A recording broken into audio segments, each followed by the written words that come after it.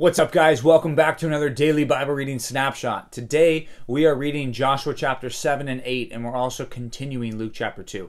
But here in Joshua 7, we see the consequences of a sin that took place in secret in chapter 6. So it says that the people of Israel go up to the city of Ai, which is a small city in comparison to Jericho, and they go up. They don't even take all their people. They say this is going to be an easy battle to win, and then they show up and they get destroyed. I mean, Israelites are dying on the battlefield and they have to retreat, and they stand before God and they say, what happened? Why did you not let us have this city? I thought we were supposed to go in and take over. But God says to Israel something incredible. He says to Joshua, you need to get up. This is verse 10. Get up. Why have you fallen on your face? Which is not the response that you'd think God would have for this situation, but I guess at this point you wouldn't know what's going on. But in verse 11, God said, Israel has sinned.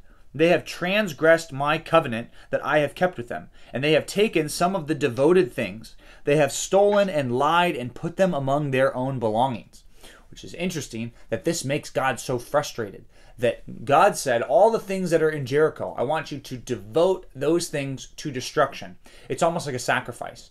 And to us, that's like, okay, why would anybody steal something like that? If God's giving them the city, why would they do that? Well, it'd be hard to pass up if you were going into a city and you saw someone's brand new iPhone, and you saw a brand new computer or a brand new, I don't know, electric bike or something like that. You'd say, do we really have to destroy this? Really? I mean, really? This is so nice. I don't want to destroy this. Can we just keep this for ourselves? And God said in Jericho, I want you to destroy everything in that city. And no one was even supposed to rebuild that city. So anyway, that's what goes on. But what happened? Did somebody take something? Yes, somebody did. It said somebody in the camp took some stuff. So it said Joshua wanted to figure that out. He took the tribes by themselves, and then they got down to the families, and then the man, and there was a man named Achan who stole some things that belonged to God, that were supposed to be devoted to destruction. In verse 20, Achan said to Joshua, truly I have sinned against the Lord God of Israel, and this is what I did. When I saw among the spoil a beautiful cloak, this amazing robe from Shinar, and 200 shekels of silver, and a bar of gold weighing 50 shekels, I coveted them and took them. Interesting. He explains his motive too. I saw them, I wanted them, and I took them, right? That's a good step-by-step communication about what temptation looks like, and even the book of James talks about that too. You see stuff, you want stuff in your heart, and then you go and get that bad stuff. And it said that's what Achan did. I coveted them and I took them. And see, they are hidden in the earth inside my tent with the silver underneath. And what does he do when he sins? He takes it and he hides it. He saw something, he wanted it, he did it, and he hides it. 4 of those things. Do you see how that's what happens a lot of times when you choose to sin? You see something, you want something, you take something, you hide something. Whether it's a physical thing like stealing something, or whether it's any kind of sin. This is common and it's bad. And what God says is this entire family needs to be put to death because they were complicit in what happened here. And it's interesting. There's a big conversation that comes up here about the sin of a person, an individual, and how that affects a group.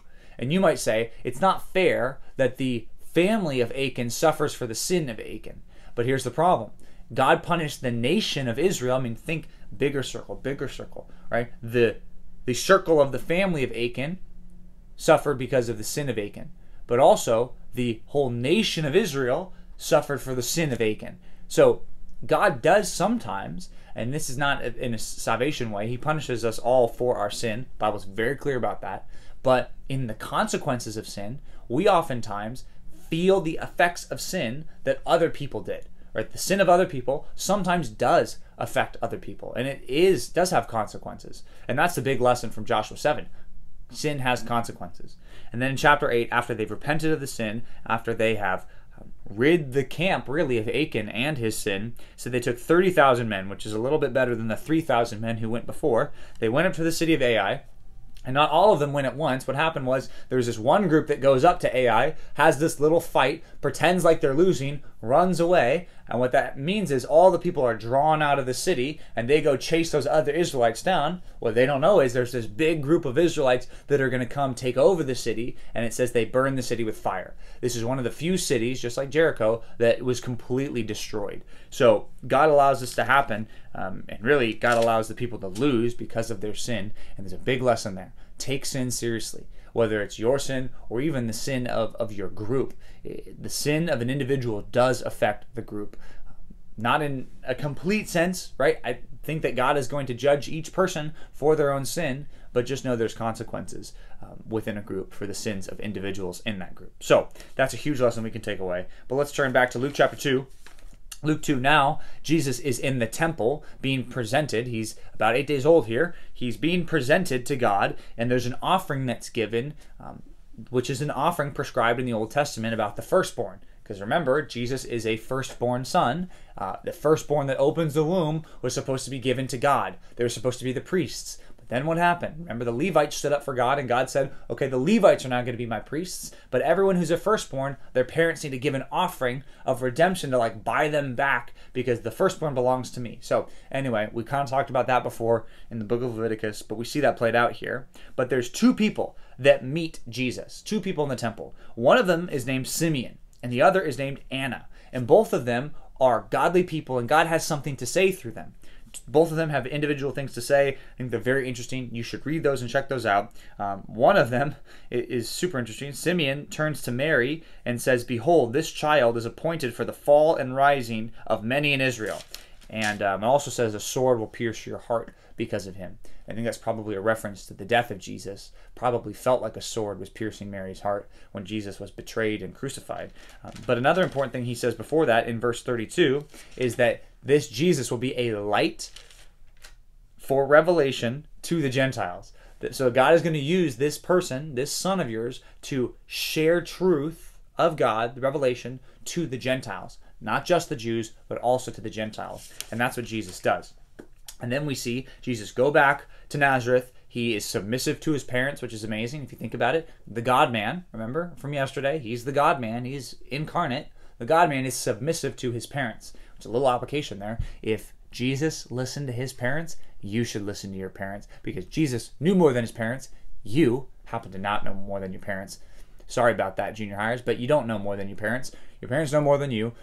And even so, even if you do know more than them, just like Jesus knew more than his parents, right? And maybe the random odd situation that maybe you do know more, still submissive to your parents, as Jesus was. We also see him in the temple. He's asking and answering questions with these important religious leaders, and it said that Mary and Joseph, they're a little confused by this, but it says that Mary stored up these things in her heart, and they went home, and Jesus was submissive to them, and he increased in wisdom and in stature and in favor with God and man. That's 4 things. Jesus grew in his understanding of the world and wisdom, in stature, right? He grew up literally, and he grew in favor with God and man. This is the progression of really growing up. And basically, is another amazing truth that the God-man grew up. He wasn't, he didn't come out fully grown like the angel of the Lord. This is a unique thing that happens. He takes on the whole humanity. He takes on a full life. So anyway, a lot of things there. I think the big thing for you, if you're a junior high student, submit to your parents, because Jesus did it too. So, all right, guys, thanks for joining us. We'll see you back tomorrow for another daily Bible reading snapshot.